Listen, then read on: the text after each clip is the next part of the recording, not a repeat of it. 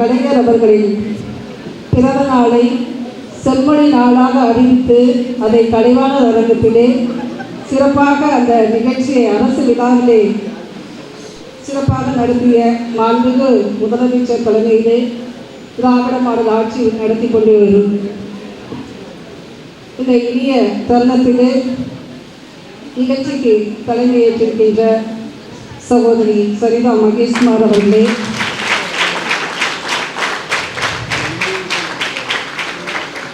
ஆற்றல் மிக்க மாவட்ட செயலாளர்,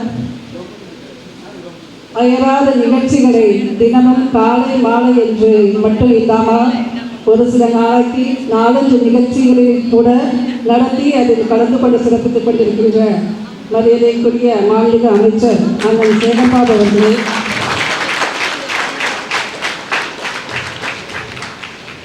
எனக்கு முன்னால் நேரத்தின் அருமை கருதி மிக குறுகிய காலத்திலேயே தன்னுடைய பேச்சை நிறைவு செய்த நாடாளுமன்ற உறுப்பினர் மருத்துவமனை தலைவர் சகோதரி கனிமொழி சோமு அவர்களே,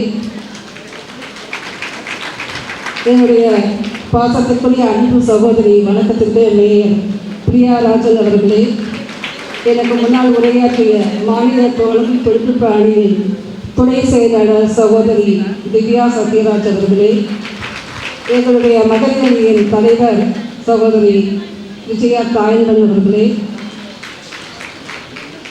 தான் ஏறுகின்ற மேடையிலே தன்னுடைய பேச்சுக்களால் அனைவரையும் கவர்ந்து விட்டு மற்றவர்கள் பேசுவதை ஆப்பற்ற மாதிரி சிறப்பாக பேசக்கூடிய சகோதரி பர்வீன் சுல்தானா அவர்களே, மற்றொரு நிகழ்ச்சிகளை கலந்து கொண்டு சிறப்பித்துக் கொண்டிருக்கின்ற பகுதி கழக வட்டக்கழக செயலாளர்களே, மாமன்ற உறுப்பினர்களே, என்னுடைய அன்பு சகோதரிகளே, உங்கள் அனைவருக்கும் என்னுடைய அன்பான வணக்கத்தை தெரிவித்துக் கொள்கிறேன். நீங்கள் ரொம்ப நேரம் காத்திருக்கனால நானும் என்னுடைய உரையை சுருக்கமாகவே நான் பேசணும்னு நினைக்கிறேன். முத்தமிழர்கள் கலைஞரை பற்றி சொல்லணும்னா ஒரு நாள் பத்தாது. ஏன்னா அவர் செய்த சாதனைகள் அத்தனையும் சொல்லிக்கிட்டே போகக்கூடிய அளவுக்கு பல்வேறு சாதனைகளை செஞ்சுருக்காரு.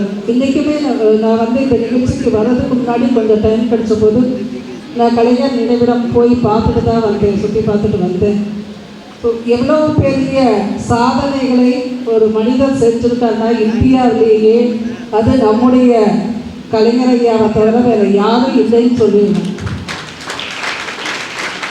ஒரு நூற்றாண்டுக்கு ஒரு மனுஷன் பிறப்பாங்க அப்படின்னு சொல்லலாம். ஆனால் பல நூற்றாண்டுகள் ஆனாலும் நம்முடைய தலைவர் கலைஞர் அவர்களுடைய பேர் வரலாற்றில் உலகத்திலேயே மறைக்கக்கூடிய பெயராக இருக்காது. அந்த அளவுக்கு அவருடைய சாதனைகள், அது மொழியாக இருந்தாலும் சரி, மக்கள் நல திட்டங்களாக இருந்தாலும் சரி, அரசியலாக இருந்தாலும் சரி, எதாக இருந்தாலும் அவர் நம்பர் 1ன்னு சொல்லக்கூடிய அளவுக்கு தான் செஞ்சுருக்கார். இன்னைக்கு முக்கியமாக அவருக்கு காரணம் பேரறிஞர் அண்ணாவையும் பெரியாருடைய கொள்கையை அவர் பின்பற்றி வந்ததுனால தான். பெரியார் இல்லைன்னா இத்தனை பெண்கள் நம்ம முன்னேறி இருக்க முடியாது. பெரியார் என்ன நினைக்கிறாரோ அதை செய்யக்கூடியவர் தான் கலைஞர் அப்படின்னு சொல்லுவாங்க. அந்த வழியில் நம்முடைய முதலமைச்சர் அவர்களும் கொஞ்சம் கூட அதை சலிச்சவர் இல்லை. கலைஞரை விட இன்னும் அதிகமாக பெண்களுக்கு நிறைய திட்டங்களை செய்யக்கூடியவர் அப்படின்னு சொன்னால் நம்ம திராவிட மாடல் அரசின் நாயகர் நம்முடைய கழக தலைவர் தளபதி அவர்களை தான் சொல்லணும். இந்த 4 ஆண்டு காலத்தில் அவர் செஞ்ச சாதனைகள் ஏராளம். குறிப்பாக ஏழை நடுத்தர வர்க்கத்தில் இருக்க பெண்களுக்கு நிறைய திட்டங்களை அவர் கொடுத்துருக்காங்க. அதே போல் மகளிர் சுய உதவி குழு பொறுத்த வரைக்கும் பெண்களுக்கு கலைஞர் நிறைய செஞ்சிருந்தா முக்கியமானது மகளிர் சுய உதவி குழு உருவாக்குனது 89. ஏன்னா பெண்கள் ஆண்களை நம்பி இருக்காமல் தன்னோட சொந்த கால்களில் நிற்கணும், தன்னுடைய திறமையை வளர்த்துக்கிட்டு சுயமரியாதையோடு வாழணுங்கிற நோக்கத்தோட அடிப்படை தான் நம்மளுடைய மகளிர் சுய உதவி குழுக்கள் உருவாக்குனது. அந்த 89 இப்போ 2026 நம்ம இருக்கும் 89 இருக்கிற பெண்கள் நினச்சி பாருங்க. நாங்கள் படிச்சிருந்த ஸ்டூடெண்ட்ஸ் தான். அப்போது ஒரு சில பெண்கள் வேலைக்கு போவாங்க, நிறைய பெண்கள் வீட்டில் தான் இருப்பாங்க.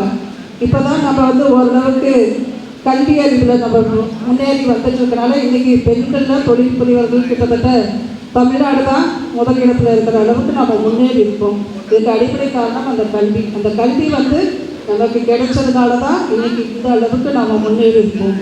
அதே போல் இந்த சூழல் நீதியை பொறுத்த வரைக்கும் அப்படின்னு சொல்லணும்னா, இது வந்து கிராமப்புறங்கள்லேயும் நகரப்புறங்களையும் வேறு மாதிரி இருக்கும். கிராமப்புறங்களில் நாங்கள் சுயஉதவி குழுக்களுக்கு இந்த மாதிரி நலத்திட்ட உதவிகள் கொடுக்க போகும்போது மேக்சிமம் அங்கே இருக்கிற என்ன தொழிலோ அந்த இடத்துக்கு தகுந்த மாதிரி தான் அவங்க பண்ணுவாங்க.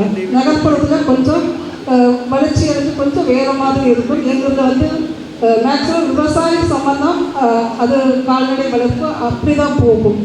அப்படி அவங்களுக்கு என்ன தெரியுதோ, படித்தவங்களுக்கோ படிக்காதவங்களுக்கோ அவங்கவுங்களுக்கு என்ன தெரியுதோ அதன் மூலமாக தொழில் செஞ்சு முன்னேறணும் அப்படிங்கிறது. இன்றைக்கி நிறைய பெண்கள் வந்து நல்ல முன்னேற்றமாக நம்ம இருப்போம். அதே போல் நமக்கு அரசியல்லையும் நமக்கு மிகப்பெரிய பொறுப்புகள் கிடைக்குது. இது எல்லாம் இருந்தாலும் இன்னும் நாம் போக வேண்டிய தூரம் நிறையவே இருக்குது. அதனால தான் இந்த புதிய தொழில் முனைவோர்களை உருவாக்கணும். அதே போல் ஏற்கனவே தொழில் செஞ்சுட்டு பெண்களுக்கு இன்னும் அவர்களுக்கு தேவையான நிதியை கொடுத்தா இன்னும் பெரிய அளவுக்கு முன்னேறுவாங்கிறதுக்காகத்தான் நம்முடைய தமிழ்நாடு அரசு முதலமைச்சர் அவர்கள் இந்த சுய உதவி குழுக்களுக்கு கிட்டத்தட்ட இந்த வருஷம் மட்டும் 37,000 கோடி அளவுக்கு வங்கி கடன் கொடுக்கணும்னு இலக்கு நிச்சயிருக்காங்க. அதே போல் ஏற்கனவே நமக்கு பல சுய உதவி குழுக்கள் இருந்தாலும் புதுசாக 10,000 சுய உதவி குழுக்கள் உருவாக்கணும். அப்போது எல்லா பெண்களுமே ஏதோ ஒரு குழுவாக இருந்து செய்யும்போது கண்டிப்பாக அந்த குழு மூலம் அவங்களுடைய வாழ்க்கை தரம் மேம்படும். இன்னும் சொல்லப்போனால் நாங்கள் நிறைய பெண்களை சந்திச்சிருக்கோம். மகளிர் தினத்தன்னைக்கு பயனாளிகள் பேசும்போது ஒரு பொண்ணு ஒரு வேண்டி பேசும்போது சொன்னாங்க, இந்த கலைஞர் மகளிர் உரிமை தொகை பற்றி பேசும்போது அவங்க சொன்னாங்க, இதுக்கு முன்னாடி வந்து எங்கள் வீட்டில் என்னை வந்து யாருமே மதிக்க மாட்டாங்க, என்னோடய பசங்க கூட மதிக்க மாட்டாங்க. ஆனால் இப்போ என் கையில் ஒரு 1000 ரூபாய் இருக்கிறதுனால அம்மா 100 ரூபா கொடுன்னு சொல்லி மரியாதையாக வந்து என்கிட்ட என் பையன் கேட்குறான். அந்த மரியாதை எனக்கு கிடைச்சதுன்னா அதுக்கு காரணம் நம்முடைய தளபதி அவர்கள் தான் சொன்னாங்க. இன்னும் சில பெண்கள் இந்த ஆட்டோ ஓட்டுறதெல்லாம் பொதுவாக பெண்கள் செய்யறதில்ல. ஆனால் சென்னையில் பார்த்தீங்கன்னா பிங்க் ஆட்டோ திட்டத்தை அறிமுகப்படுத்தினார். அன்றைக்கி வந்து 100 பிங்க் ஆட்டோ கொடுத்தாங்க. பொதுவாக வந்து நம்ம கார் ஓட்டுவோம், பெண்கள் வந்து ஆட்டோ ஓட்டுறது இன்னும் எங்கள் ஊரையெல்லாம் ஒருத்தரும் கூட வரல. நான் யாராவது ஒருத்தராவது ஆட்டோ ஓட்டினீங்கன்னா நாங்கள் லோன் வாங்கி கொடுக்குறோன்னு சொன்னால் அந்த அளவுக்குன்னு எங்கள் ஊரில் வரல. ஸோ இங்கே இருக்கிற பெண்களுக்கு அந்த வாய்ப்பு, சிட்டியில் இருக்கிறவங்களுக்கு அந்த வாய்ப்பு நிறையவே கிடச்சிருக்கு. அப்படி அதில் ஒரு அம்மா சொன்னாங்க, எனக்கு வந்து 3 குழந்தைங்க, நான் வந்து ரொம்ப கஷ்டத்தில் இருந்தேன். எனக்கு இந்த ஆட்டோ வாங்கினதுக்கப்புறம் நான் என்னோடய பிள்ளைங்களை காலையில் கொண்டு போய் நம்பிக்கை தைரியமாக நான் போய் யாரையும் நம்பி விடுறதுக்காக நானே ஸ்கூலில் ட்ராப் பண்ணுறேன். அதுக்கப்புறம் நான் போய் என்னோடய தொழிலை பார்க்குறேன். சாயந்தரம் என்னோடய பிள்ளைங்களை பாதுகாப்பாக நான் வீட்டுக்கு கூப்பிட்டு வரேன். இப்போ என்னோடய கணவர் இல்லைனால என்னால் இந்த குழந்தைங்களை நல்லா பார்த்துக்க முடியுது அப்படின்னு சொல்கிறாங்க பாருங்கள். அதுதான் நம்மளோட ஆட்சிக்கு கிடைத்த வெற்றினே சொல்லலாம். இன்னும் நிறைய பெண்கள் தங்களுடைய வாழ்க்கையில் அவங்க எப்படி மேலும் முன்னேறி வர்றாங்கிறது அவங்களோட எக்ஸ்பீரியன்ஸ் கேட்கும்போது நாங்களாம் ஒன்றுமே இல்லை அப்படின்னு சொல்கிற மாதிரி தான் நமக்கு தோணும். எப்பயுமே நம்ம வந்து பெண்கள் வந்து அடுத்தவங்களை சார்ந்தே இருந்து பழகிட்டோம். அப்போது அந்த கூட்டுக்கிளின்னு சொல்லலாம்ல, நம்மளாம் விரும்பி அந்த கூட்டுக்குள்ளே இருந்தாலும் சரி, இதை கட்டாயப்படுத்தி அந்த கூட்டுக்குள்ளே வச்சுருந்தாலும் எப்போ அந்த கூட்டை விட்டு நம்ம வெளியே வர்றோமோ, நம்ம எப்போ சுதந்திரமாக நாம் நினச்சதை செய்ய முடியும் அப்படின்னு நம்மளால் செய்ய முடியுதோ அப்போ தான் நம்ம வாழ்கிற வாழ்க்கைக்கு ஒரு அர்த்தம் இருக்கும். நம்ம வாழ்ந்த வாழ்க்கையை திரும்பி பார்க்கும்போது நம்மளால் எத்தனை பேருக்கு யூஸ்ஃபுல்லாக இருக்கோம் இல்லையோ, நம்ம குடும்பத்தோடு மட்டும்தான் இருக்கோமோ அப்படின்னு நினச்சிட்டு இருக்கும்போது, மற்றவங்களுக்கு நான் அமைச்சராக வந்தபோது நிறைய பேருக்கு ஏதாவது ஒரு வகையில் என்னால் உதவ முடியுது அப்படின்னா உண்மையிலே அது எனக்கு ஒரு மன நிறைவு. நம்மளால் மற்றவங்களுக்கு ஹெல்ப் பண்ண முடியுதுங்கிறது இவ்வளோ பெரிய வாய்ப்பு எனக்கு கிடைச்ச முதலமைச்சர் அவர்களுக்கு தான் நம்ம நன்றி சொல்லலாம்.